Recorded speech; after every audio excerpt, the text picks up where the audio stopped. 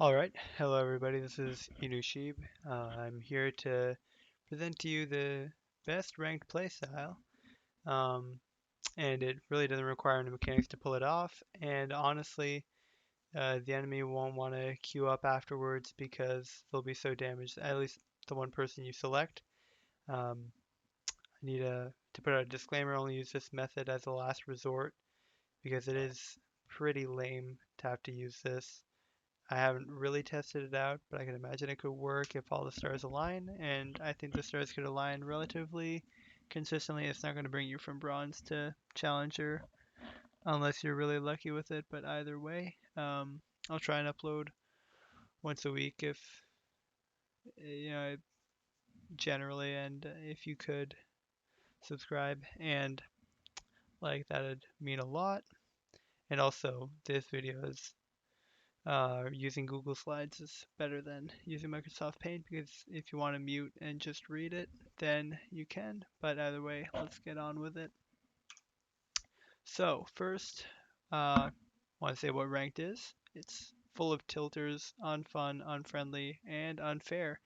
And honestly, that's the main downfall of ranked is that people, when people try too hard, it doesn't make it as fun unless you're really competitive and you strive for that. It's unfriendly because everyone has their own idea of how to play the game, so there's a lot of toxicity with it.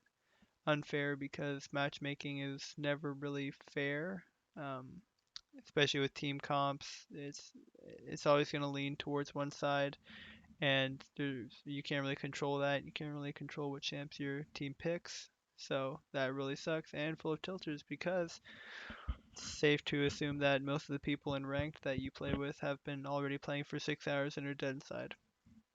So what can you do to exploit this so that you can gain as much elo as you can?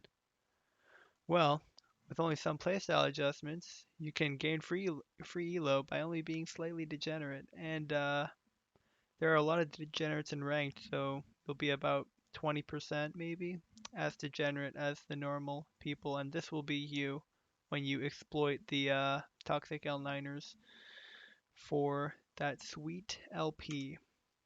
So you will go from bronze trash to challenger class.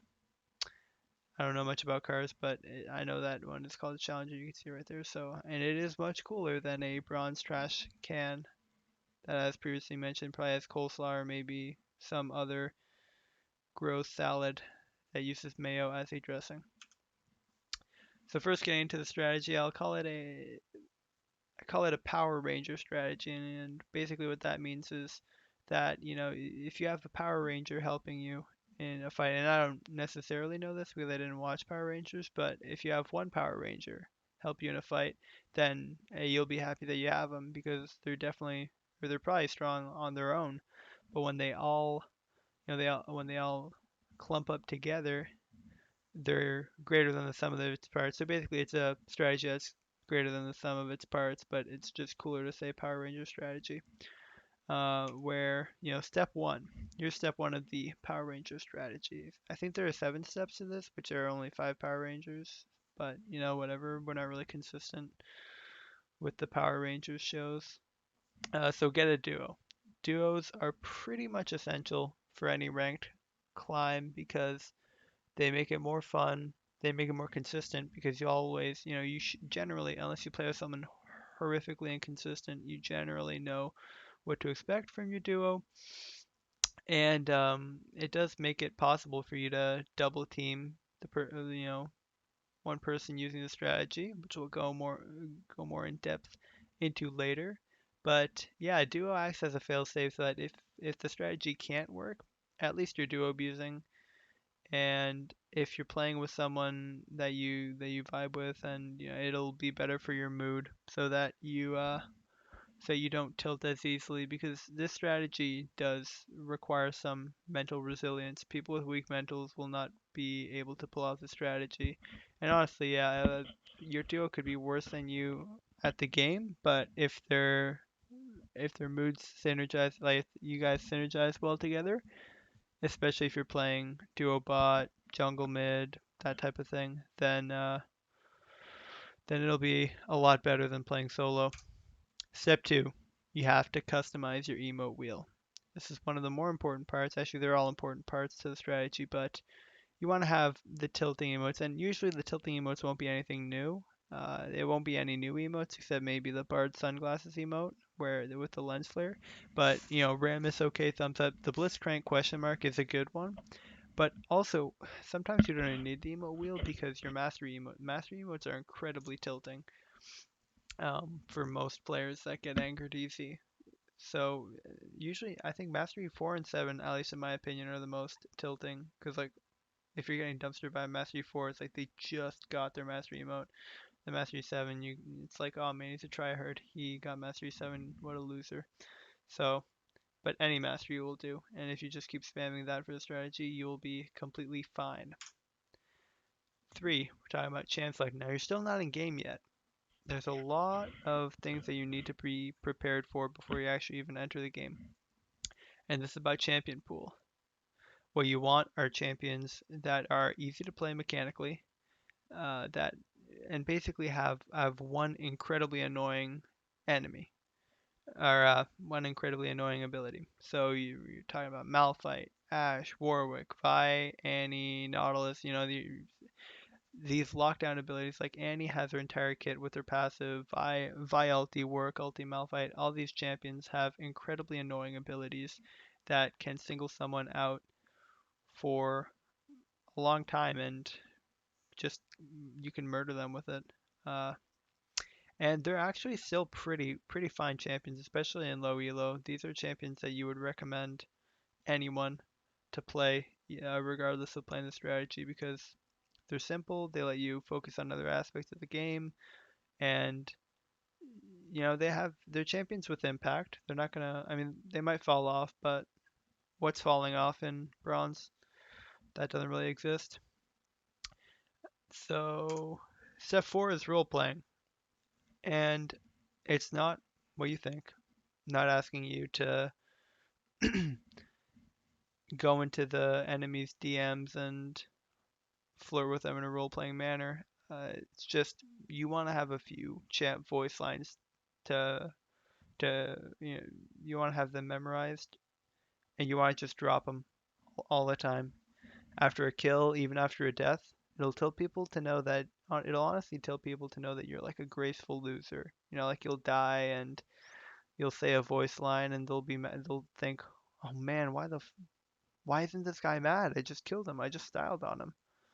So, even agreeing with people saying that is actually a good strategy. Like if you're playing Ram, it's just saying okay to everything. People get mad at anything. You could just type rock solid every minute in all chat and people will get mad about it. So, memorize some voice lines, drop them frequently.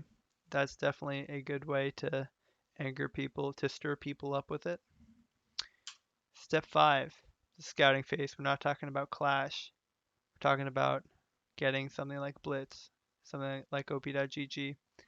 Not sponsored, but if any of you guys are watching are from Blitz.GG or OP.GG, then you can send them my way. I'm sure they'll love someone with two subscribers to sponsor their product, but either way, that's neither here nor there. Scouting phase, sometimes champ select doesn't, it takes, or sometimes loading screen does not happen very fast. So you get a lot of time to scout. Sometimes it happens really quickly, but either way, you want to find out these people that are playing the Feast or Famine champions like the Rengar, like the Yasuo, like Zed. You want to find out the people who are on losing streaks, low win rates, lots of ranked games played. These types of things are red flags, and you want to be able to abuse them. These people that main Feast or Famine champions, they're gonna they don't know how to mentally get back from deficit. They're gonna get 0-2. They're gonna be down 10 CS, and they're gonna want to throw up the vote and AFK. And this is how you win by making it a 4v5. You legitimately want to cyberbully some of these people, or you want to make it seem like you're cyberbullying them. I don't condone legitimate cyberbullying. Just play as if you are a cyberbully. Instead of actually putting it into words, just use your champion quotes, flex your mastery emotes, and the emotes work especially better if you're playing lane because junglers, you could spend the entire game without seeing the enemy, but you just want to try and stir them up a bit with your emotes and your trying to role play with them, and then just dogpiling on the enemy constantly. And now we're actually playing the video game. After scouting, after decking out the emote wheel, after all of this, you're actually playing the game, and the goal is to make the enemy AFK or tilt. And you want to focus that one enemy that you scouted that has a weak mental, that plays the wrong champions. You want to scout that person and you want to make them AFK. And obviously, this is within reason. Like, you would think that a strategy like this, there would be no reason to let up on them. But if the enemy has a 10-0 Vayne, you don't want to use Malphite and Nautilus Ulti and all that on the O10 Zed, because then they'll start thinking that, oh, I'm drying out cooldowns, I'm actually useful, and they'll have hope in the game. Just as they're hitting like 08 or 09, you want to completely switch up so that they're actually not drawing anything important from you. You're killing their prime carry, and they're still sitting there useless. They can't kill anybody.